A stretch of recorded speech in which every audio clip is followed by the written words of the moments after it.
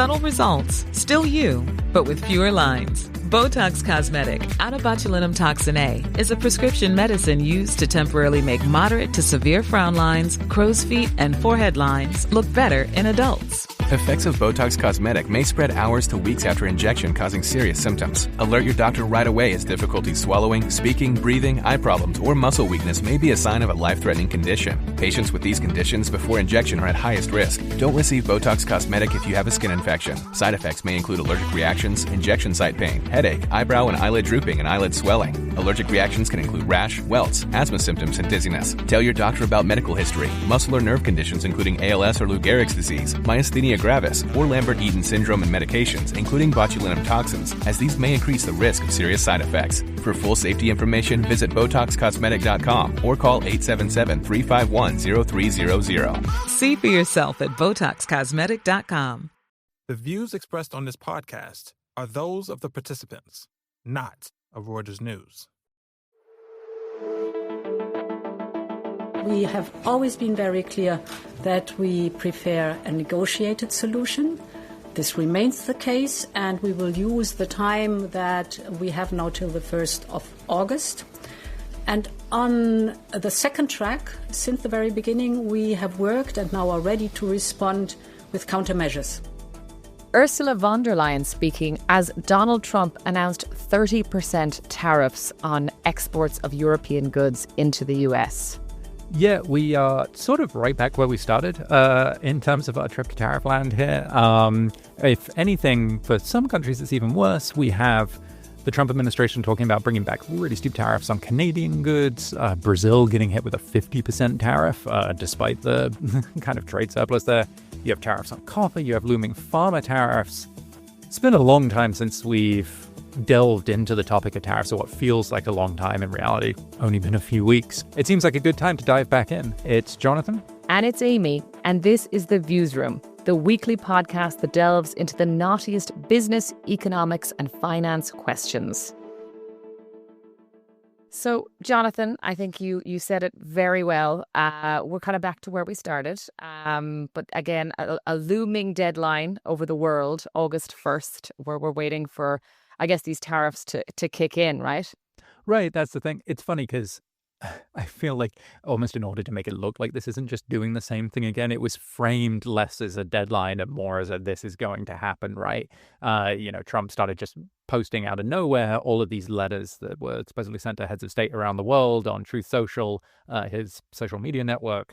All of these kind of formulaic letters saying, we're very unfair terms of trade between the US and your country. We're putting in a tariff that, again, as happened back on Liberation Day in April when we saw very similar tariff rates promised, is kind of framed as we're being merciful. This is only half of the size of the trade deficit between the US and your country or what have you. I'm guessing the mood in Europe is that, this is more of the same where we're back to just like, okay, we have another deadline now and negotiations are continuing, right? Yeah, but definitely earlier this week, I think when he announced the 30% tariffs on Europe, I think that was seen as quite unexpected, given that the last thing we heard before that came out was that Europe was in a sort of constructive negotiation with the US.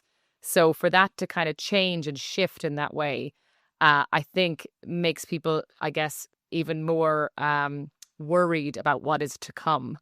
But thankfully, we have Neil Unmack, who has been looking at Europe very, very closely. He is an editor at Breaking Views, and we have Gabriel Rubin as well, who is our Washington-based columnist, who has also been looking at things from the US side. So we will have a lively debate about, kind of from both sides of the Atlantic, which I think is kind of helpful. So Neil, if I could start with you this week, and I'd love you to just kind of tell our listeners, for those behind a rock who didn't see what happened in Europe, what exactly happened with Trump and the 30% tariffs, and how was that announced, and how did that all kind of come about? Sure. Well, essentially Europe and America have been locked in negotiations ever since April the 2nd, when Trump announced the Liberation Day tariffs, and Europe's tariff rate there was expected to be 20%. Since then, the assumption has been that there would be some kind of deal that would see that rate fall down to 10%, and then possibly some other deals on specific sectors, so possibly something on cars, or possibly something on steel, or possibly something on drugs. Although, and what looks increasingly clear is that while the expectation on the European side was that they were going to come out with some deal like that, the Trump administration wanted something that was really very threadbare, i.e. that's probably the 10% rate and probably not much else. In other words, high tariffs for cars, drugs, steel, etc. And so the fact that Trump has come out and threatened them with the higher rate of 30% clearly shows you that the two sides are quite far apart on where they actually wanted to go. I mean, it's also possible to see Trump's actions as a sign of desperation on his part, because America has only negotiated 3 or 4 trade deals since April. I think that's being generous to the nature of what's been announced, right? I mean, we had so we had the deal. We had the deal with Vietnam announced, but we've seen actually nothing signed. We've seen reports that even Vietnam was taken aback by the rates that were announced by the Trump administration. That to them there wasn't even a number attached. So I don't even know if it's too early to say this is a sign of desperation or whatever, because it almost seems like they don't want to get across the finish line. I realize that's not what the messaging is, but at a certain point you have to kind of wonder if they keep pulling the rug, isn't the point to pull the rug?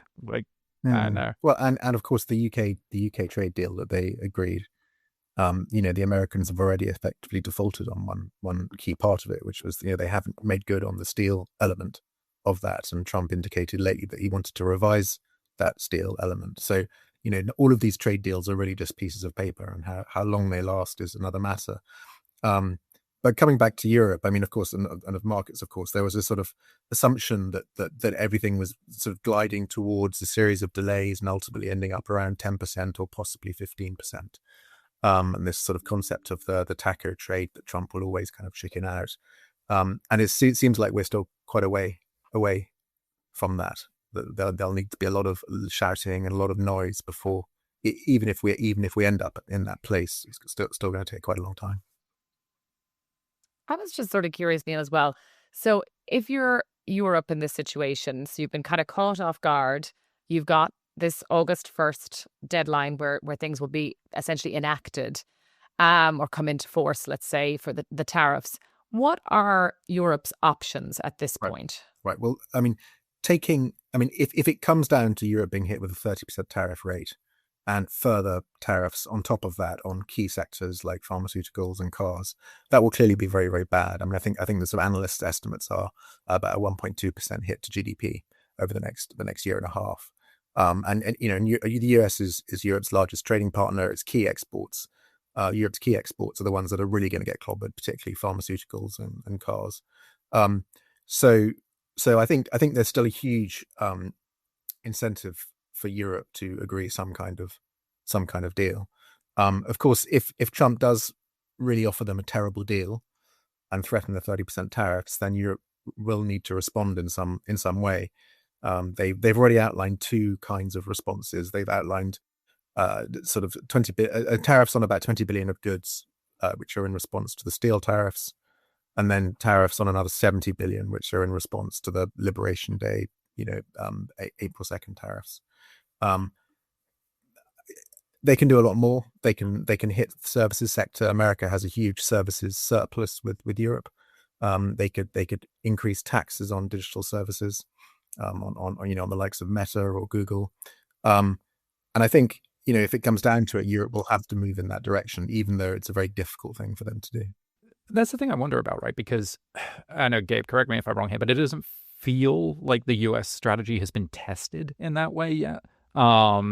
And kind of the initial skirmishes thus far, you saw Canada pull back on its digital services tax. You saw a couple of other things that are maybe tiny little victories for the Trump administration. Right now, there hasn't been big concerted pushback, except for obviously one big case we'll set aside for the moment, China rare earths. But in terms of this bigger, I guess, services argument that Neil is talking about, do we have any template for thinking about how that might play out? Or Yeah, it really seems like so far we have just seen carrots in this negotiation, at least from U.S. trading partners, with the very large, important exception of China, obviously. But really, Canada, of course, pushed back rhetorically. Mark Carney essentially won his election as prime minister, as a result of his pushback against Trump, his sort of elbows up slogan. But, as you said, Jonathan, then they went back and offered to roll back the digital services tax on American companies. So we've seen a lot of carrots from U.S. counterparts. But as Neil is outlining, if the U.S. goes ahead and imposes a 30% tariff on the European Union, retaliation will be, the primary option that they have, given that, at that point, trade negotiations would have already failed. So something like a digital services tax, something like, all of the options that Neil just outlined, will quickly come into play, and this could get very ugly very quickly. I mean, what I find sort of interesting is that, it's a very brave thing for America to pick a trade war with the rest of the world, because every country a lot of countries like Europe have very, very large trading exposure to America, but ultimately it's just one trading partner. Whereas if every country in the world retaliates simultaneously, America has no exports. So America is a lot weaker, I think, than perhaps Mr. Trump realizes. But I was sort of wondering on that exact point, because if you think about like the UK, so they've kind of ended up with this like 10% tariff. And there's all these different numbers. And is the sort of thinking that it would be difficult for there to be like safety in numbers, like all of these global trading partners to sort of come up with retaliatory measures together? Because you're sort of hoping that actually, 10%, 20%, that's not too bad. We can manage that.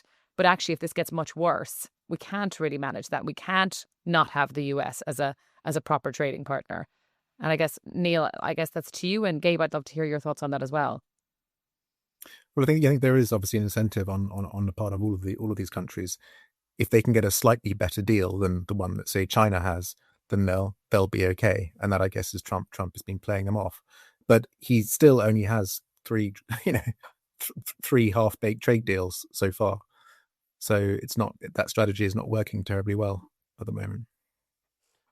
Yeah, I think that in a sort of zero-sum world, you would expect, U.S. consumers are not simply going to become ascetics and, live in the woods and not buy any consumer goods.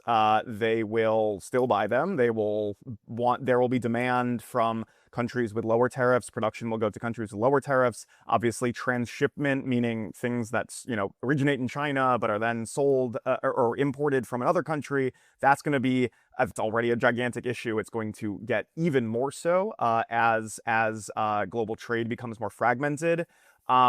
So, the type of coordination that would be necessary just seems really difficult to organize on a practical level. That sort of institution, everybody but the U.S. To negotiate, trade amongst themselves and then deal with the U.S. separately. That doesn't really exist. The closest thing we have, arguably, would be like the EU negotiating as a bloc. But I also just wonder the degree to which, again, and I realize I keep harping on this, but the idea that finished trade deals are even the metric of success or not for the Trump administration. Like, I don't know, at a certain point you have to wonder like why these things get endlessly forestalled and endlessly changed. Part of that is clearly they are making up a lot of things on the fly. But, you kind of look at, for instance, the transshipment issue, right? And that suddenly came into like all of these like form letters that were being sent out, as I mentioned, to all of these heads of state saying, oh, we will put a higher tariff on anything we deem to have been transshipped through your territory from China or what have you. And look, you look at what's happening with China's kind of like current account numbers and whatnot. It is clear that like goods are being pushed through kind of like other markets at the moment. Like, where those end up, who knows? But like long term, I guess what I wonder is like, isn't it almost in the US's interest to like keep this as a sort of Calvin Ball situation where you have all of this stuff constantly up in the air and you keep applying pressure because the nature of like how these goods flows, how these capital flows are all going to rearrange, like it's not going to be a one and done, oh, we got X concession out of a bunch of countries and they ordered Boeings or whatever, like, that would be almost like the kind of like easy way out for the administration, right? Like there's this bigger question of, if you are actually serious about, Chinese trade balance with the rest of the world, like you almost kind of have to keep this in a fluid situation where everything is constantly changing, right? I realize this is giving a lot of credit to the strategic positioning of an administration that has jumped around a lot, but like, is there something there? So I'll take the other side on that, and I would just say that like the incoherence of this strategy suggests that Trump really just likes trade wars. And I no, I mean I don't even mean that in sort of a flip way. I think that he really enjoys having people come offer him, a 50 plane purchase from Boeing, or come offer him, don't put tariffs on us, we'll rescind, our digital services tax. I think there is a certain sort of reestablishing, America's role on the global stage that he feels he's playing. And that I think that actually cannot be understated in terms of his motivations here, because if you actually had a coherent strategy, you wouldn't be getting rid of, all the industrial policy that the Biden administration put in. I mean, like there is a coherent way to sort of, deal with the threat of China in manufacturing and trade, but simply picking a fight with all of your trade partners and then keeping it in the air. And for our listeners who haven't read Calvin and Hobbes, Calvin Ball is essentially a game in this comic strip, this American comic strip, where the rules change every single time. You like run around that tree and that's 5 points, and then you fall into the quarry and you lose 3 points.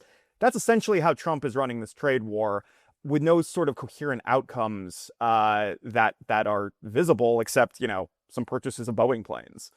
But the impact on the American economy is just starting, right? So yeah, we'll see. We saw the latest inflation figures were quite, gave a sort of glimpse of that. But surely it's going to get harder for him to wage this kind of perma war. Yeah, as the American definitely. people start to experience it.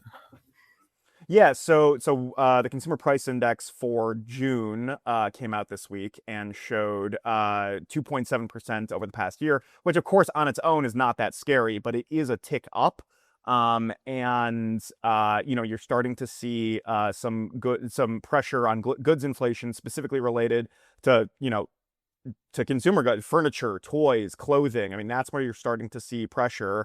That's where do those but things then remember what Trump said, maybe you don't need 10 dolls, maybe you need $1. Exactly. And so maybe the goods inflation isn't such a problem if you're thinking like that.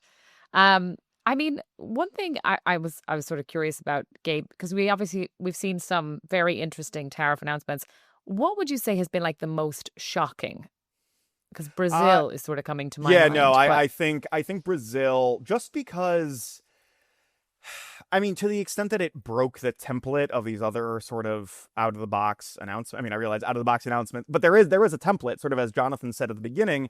Many of these things, sort of, these letters took on the sense that they were sort of form letters, that Trump didn't have a specific beef with Laos as opposed to Cambodia. But Brazil, he has a very specific issue, which is the ongoing legal travails of former President Jair Bolsonaro, a far-right figure who attempted his own insurrection in Brazil following his election loss to Lula, the current president.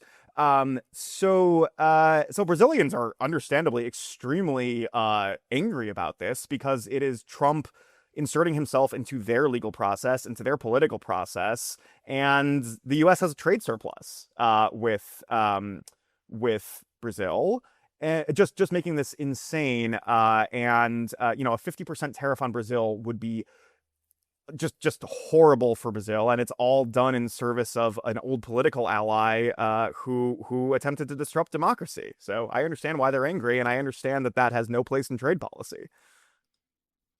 Right. And I mean, the kind of funny thing is, like you say, if we're entering into further and further uncharted territory in terms of how these things are being used, and if the Brazil broadside is kind of an indication of what could be to come, is it kind of weird that we haven't seen the market reaction yet? Like, again, the S&P index keeps notching new records. We're totally back from the initial tumble out of bed that we had post Liberation Day in April. there's just like no reaction function, like holding back the administration at this point, right? Yeah, not. I mean, the bond market, arguably, bond yields, especially long-term ones, have been above 5, and have shot up during the Trump administration. But that's clearly not, some people thought that, and myself included, thought that would provide a check on Trump, that he would sort of reconsider those things. But that's really not. I mean, maybe if bond yields really shot up far beyond 5, there might be some sort of reaction. Certainly there would be more pressure from Wall Street and from, American consumers.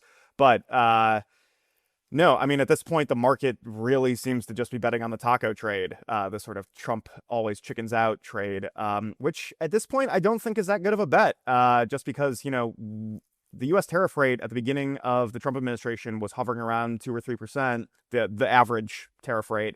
And at this point, it's, closer to 15%. That's a huge change. And this is during the so-called pause. So, there might be a really rude awakening come August 1st. So it's Calvin and Hobbes, Gabe, another nice visual and analogy for us that the game changes. You have to adapt. But I feel like, Jonathan, we're going to be back here the first week of August. Yeah, fundamentally. Trying to make sense of this again. We could be doing this every week. I'm clearing my calendar. Yeah. Put it in your diaries, folks. Well, listen, Gabe, Neil, thank you so much for your time. Thanks for having us. Thanks for tuning in. This podcast was produced by Cheryl Pena in New York and Gregory Garner in Toronto. You can listen to a new episode of The Viewsroom every Thursday on the Reuters app or your favorite platform. And don't forget to tune into our sister podcast, The Big View, every Tuesday, as well as the other great podcasts from the Reuters team. If you like what you heard, please follow The Viewsroom and let us know what you thought. And check out our views on the biggest stories in business and finance every day at breakingviews.com and reuters.com.